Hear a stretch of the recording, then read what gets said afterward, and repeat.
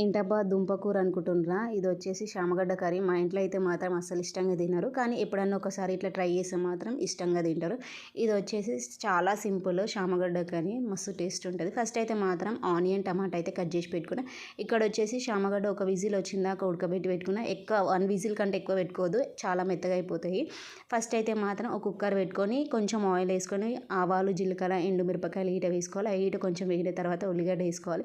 అవి ఈట కొంచెం వేగిన తర్వాత వెల్లుల్లి ఒక 10 వెల్లుల్లి వేసుకొని అవి ఈట కొంచెం వేగిన దాంట్లో కొంచెం పసుపు, టమాటా ఈట వేసుకోవాలి కట్ చేసినవి. అవి ఈట కొంచెం వేగిన తర్వాత రుచికి సరిపడా కారం పొడి, ఇంకా దొడ్డుప్పు మన ఇష్టం ఉంటే సాల్ట్ ఏదైనా వేసుకోవచ్చు. నేనైతే ఎక్కువ మాత్రం దొడ్డుప్పు వేసా. అవి కొంచెం వేగిన తర్వాత కొన్ని వాటర్ వేసుకోవాలి. మన ఇష్టం, క్వాంటిటీ ఎంత కావాలనుకుంటే అంత వేసుకోవచ్చు వాటర్ గీట. ఇక్కడ వచ్చేసి 3 స్పూన్స్ అంతా శనగపిండి తీసుకున్న వాటర్లు కలిపి, కొంచెం మనకు వాటర్ కాకుండా ఇట్లా శనగపిండి వాటర్ పోసుకున్నామంటే టేస్ట్ బాగుంటుంది. కొంచెం కర్రీలాగా ఇట్లా మనకు బాగుంటుంది.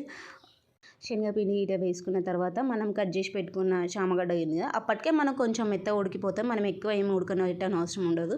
ఇది ఆల్మోస్ట్ ఉడికిపోతుంది కాబట్టి వేసుకోవడమే.